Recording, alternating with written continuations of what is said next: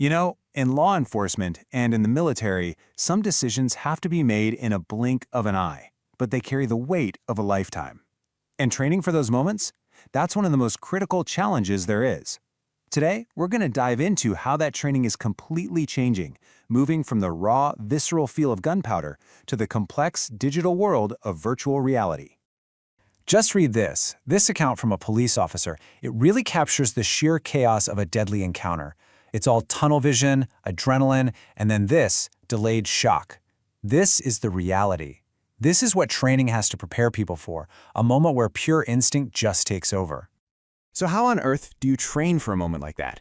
How can you possibly replicate the stress, the speed, the insane stakes, but do it in a way that's safe and you can do it over and over again?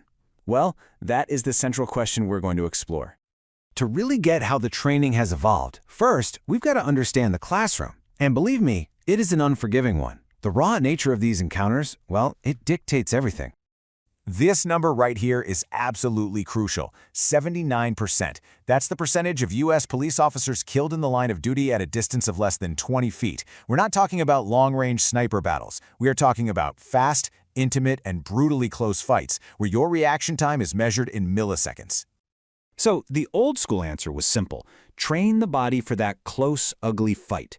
I mean, one training manual even suggested that instructors fire live rounds near the students. Not to hit them, of course, but to get them used to the shock and the sound of a muzzle blast right next to their head.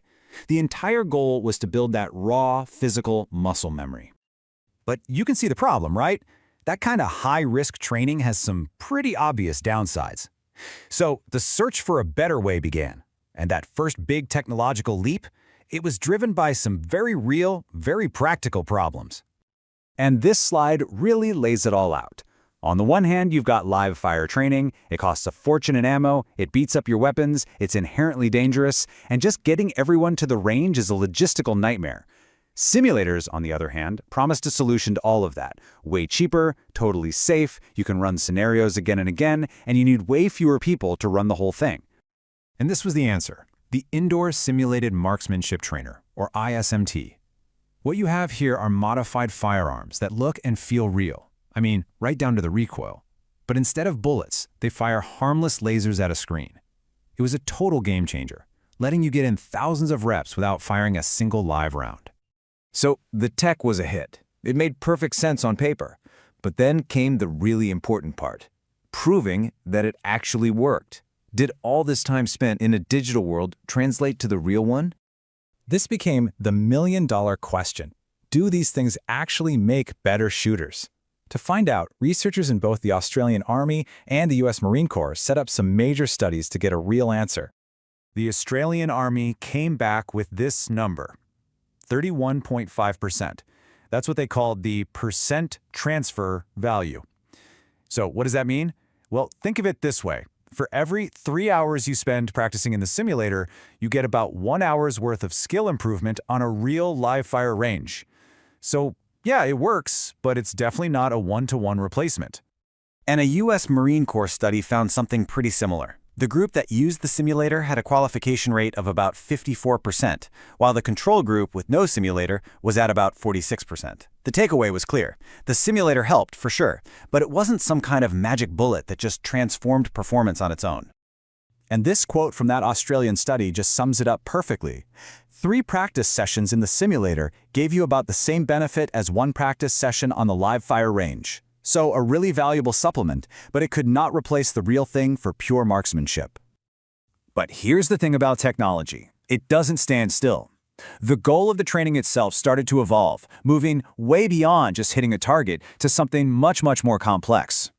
Because people started to realize that in the real world, pulling the trigger, that's actually the easy part. The real challenge is judgment. It's deciding if you should shoot and when, and that is a skill you just can't learn by shooting holes in paper. This is where modern VR really comes into its own. I mean, check out this example from the Abu Dhabi police. They're using VR not for shooting, but to train arson investigation. Officers are learning incredibly complex procedures: how to enter a scene without ruining it, what tools to use, how to preserve evidence, all of it in a totally safe, repeatable virtual world. And now, systems are focusing on training de-escalation. An officer interacts with a virtual person who's in crisis.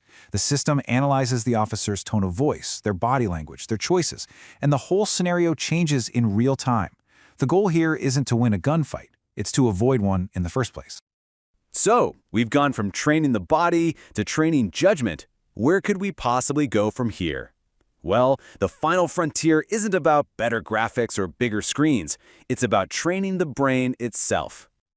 The really cutting-edge stuff in this field is moving beyond just simulating reality. The new goal is to actually use technology to directly speed up how we learn, how we think, and how we make critical decisions when we're under incredible pressure. And it all comes down to this concept called recognition-primed decision-making. It's basically how experts do what they do. Think of a veteran quarterback. He sees a defensive formation and he instantly knows where to throw the ball. He isn't sitting there weighing pros and cons. He recognizes a pattern from thousands of hours of experience and he just knows what to do. The goal of this new tech is to build that mental library of patterns way, way faster. And this is what that future is starting to look like. We're talking about systems that monitor your brain activity and change the training on the fly. Imagine a simulator that senses you're getting overwhelmed and actually simplifies the scenario to help you manage your stress. Or technology that can map the brain activity of an expert, basically creating a blueprint to train a rookie to think the same way. It is all about personalizing training right down to the neural level. So we've come all the way from firing live rounds to simulating entire worlds to literally peering inside the human brain. It's been an incredible journey. But as our ability to simulate the world we know becomes almost perfect, it leaves us with one final and pretty challenging question. How do we prepare for the threats and the scenarios that we can't even imagine yet?